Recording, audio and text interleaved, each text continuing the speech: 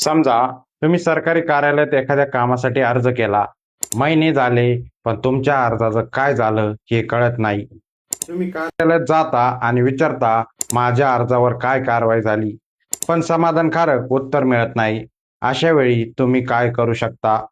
इथे उपयोगी पडतो RTI, माहितीचा अधिकार. चला, आजच्या कायदे या सोप्या मराठीत एपिसोड 66 मध्ये RTI अगदी सोप्या भाषेत समजून घेऊया. RTI म्हणजे राईट टू इन्फॉर्मेशन, म्हणजेच माहितीचा अधिकार. भारतामध्ये राईट टू इन्फॉर्मेशन ऍक्ट 2005 मध्ये लागू झाला. या कायद्याचा उद्देश सरकारी कामकाजात पारदर्शकता आणि जबाबदारी वाढवणे आहे. आता प्रश्न आहे, RTI कोण दाखल करू शकतो? भारतीय नागरिक RTI अंतर्गत माहिती मागू शकतो. तुम्हाला सरकारी कार्यालयाकडे असलेली एखादी माहिती हवी असेल तर संबंधित पब्लिक इन्फॉर्मेशन ऑफिसर म्हणजेच PIO यांच्याकडे माहिती मागवता येते. कायद्याच्या सेक्शन 6 नुसार अर्ज लेखी किंवा इलेक्ट्रॉनिक पद्धतीने करता येतो. आता समजा तुम्हाला एखाद्या सरकारी कार्यालयात केलेल्या अर्जाची माहिती हवी आहे. तुम्ही विचारू शकता, माझ्या अर्जावर आजपर्यंत कोणती कारवाई करण्यात आली? माझ्या अर्जाची फाईल सध्या कोणत्या अधिकाऱ्याकडे आहे? माझ्या अर्जावर झालेल्या कारवाईच्या नोंदींची प्रमाणित प्रती द्यावेत. अशा प्रकारे उपलब्ध सरकारी रेकॉर्डमधील माहिती मागता येते. महाराष्ट्र शासनाच्या माहितीनुसार राज्य सरकारी सार्वजनिक प्राधिकरणासाठी RTI अर्जाचे निर्धारित शुल्क ₹10 आहे.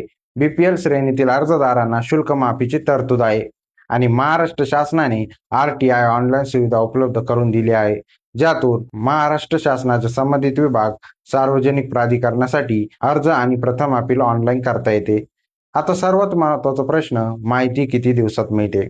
RTI ऍक्टच्या सेक्शन 7 नुसार सामान्यतः माहितीच्या अर्जावर 30 दिवसात आत निर्णय देणे अपेक्षित आहे. मात्र एखाद्या व्यक्तीच्या जीवन किंवा स्वातंत्र्याशी संबंधित माहिती असेल तर ती 48 तासात देण्याची तरतूद आहे. आता समजा 30 दिवस झाले पण माहिती मिळाली नाही किंवा माहिती अपूर्ण आहे किंवा तुमचा अर्ज नाकारण्यात आला. मग काय? कायद्यात फर्स्ट अपीलची तरतूद आहे. सेक्शन 19 नुसार माहिती मिळाली नाही किंवा PIOच्या निर्णयाबाबत तुम्ही समाधानी नसाल तर संबंधित वरिष्ठ अधिकाऱ्याकडे प्रथम अपील करता येते. त्यानंतर परिस्थितीनुसार सेकंड अपील माहिती आयोगाकडे करता येते. पण एक महत्त्वाची गोष्ट, RTI म्हणजे सरकारी अधिकाऱ्यावर आरोप करण्यासाठी किंवा तक्रार सोडवण्यासाठीची थेट अर्ज नाही. RTIचा मुख्य उद्देश उपलब्ध माहिती आणि रेकॉर्ड मिळवणे हा आहे. उदाहरणार्थ, माझं काम का केलं नाही असं विचारण्याऐवजी माझ्या अर्जावर आजपर्यंत कोणती कारवाई करण्यात आली त्याची माहिती व संबंधित नोंदीच्या प्रती द्याव्यात. असा प्रश्न अधिक योग्य पद्धतीने विचारता येतो. तसेच कायद्यात काही माहिती उघड करण्यापासून अपवाद आहेत, त्यामुळे प्रत्येक माहिती RTI मधून मिळेलच असं नाही.